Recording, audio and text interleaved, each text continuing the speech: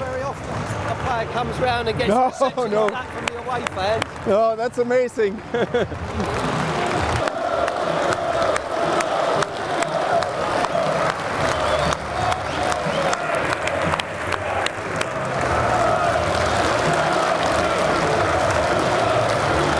I think they're clapping to keep warm.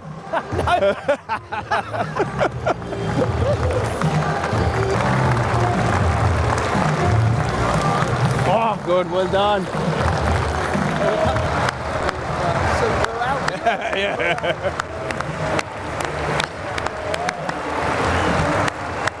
Brilliant. Fantastic, huh? Welcome back, Alan.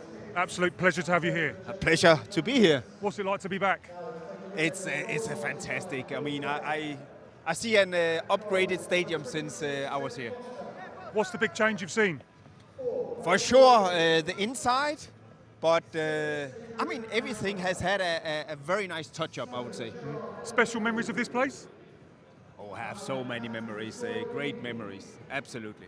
You went to the training ground yesterday as well, all changed down there as well? See a few old faces as well? The faces has changed, for sure.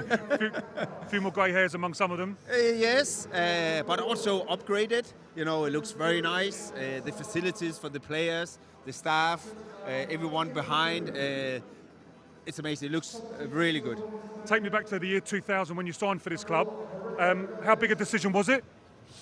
It was not a big decision in that sense. I mean, I felt very welcome. I had conversations with Graham Taylor, of course, before I joined, which was very promising.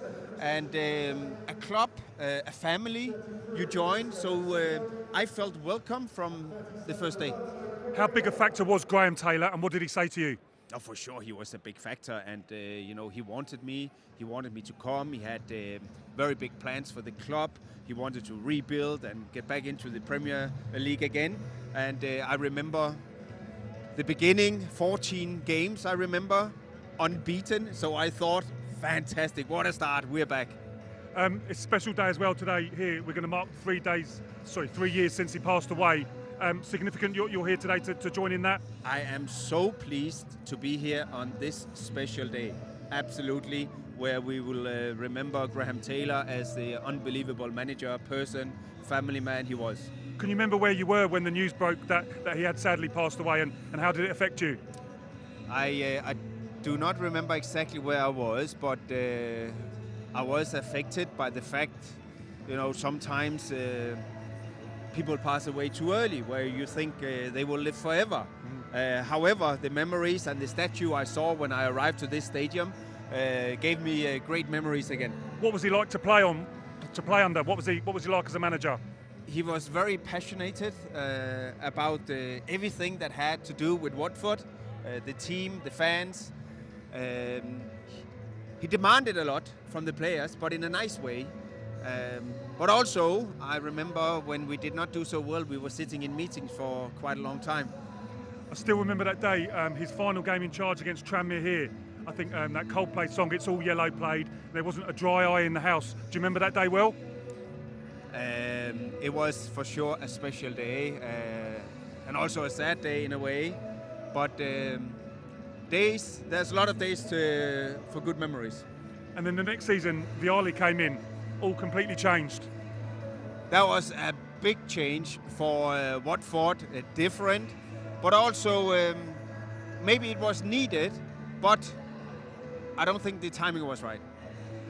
Did you sense it was all changed? You went on pre-season tour, and I remember you saying you stayed in a 5-star hotel in Rome, and you're thinking, do we need this? That was actually my thought. You are spot on. Our thinking, we were in the Premiership. Do we need a 5-star hotel? Do we need these facilities? Are the players, are the team, are we ready for this? Do we know what it takes? So I had my concerns.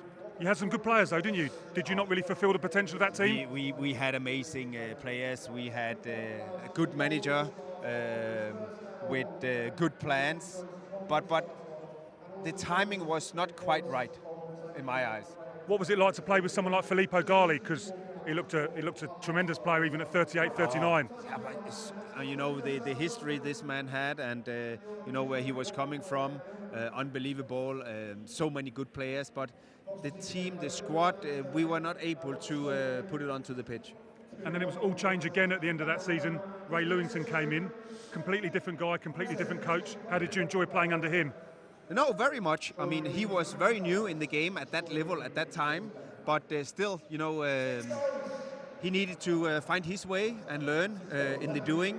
And we also had to adapt to the changes again, because it was up and down a little bit in the 3 years I was here. You got to the FA Cup semi-final that season under Ray Lewington. Special day that? I mean, when you go that far in any cup, yes, it's a special day and something you'll remember. And under Ray, I think you scored that goal against Wimbledon down at the end here.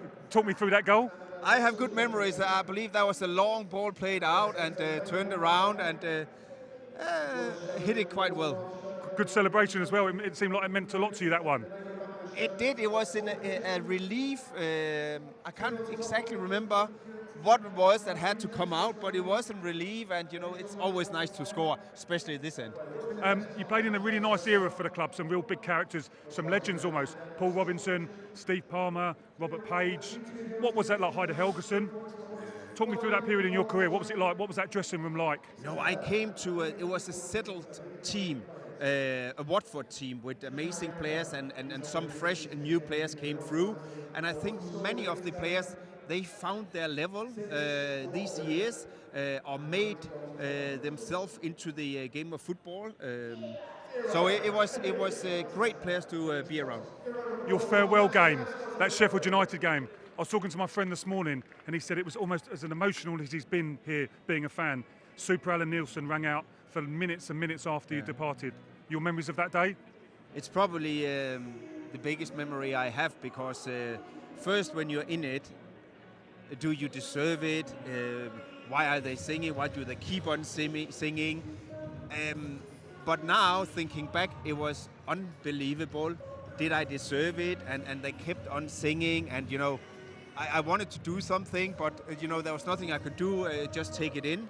It was really, really special. Something I remember forever. Emotional at the time? Did you have a lump in the throat?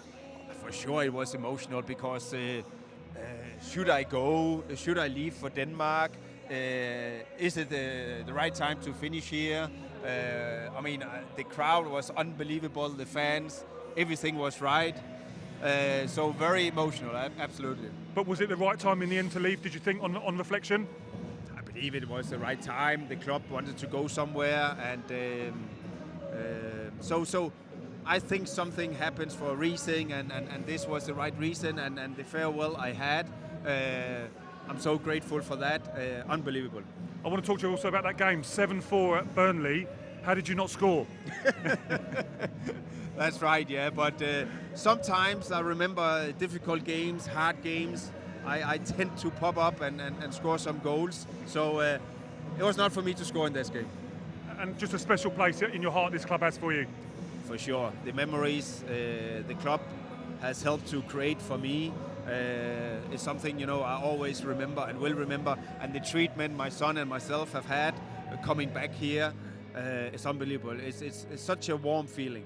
Just finally, fans will be wondering what you're up to now. I did a bit of research. You had a project with Edgar Davids. You owned a sushi restaurant randomly. What are you up to now? No, yes, I have been around. You know, you try to find your way, and what are you passionate about?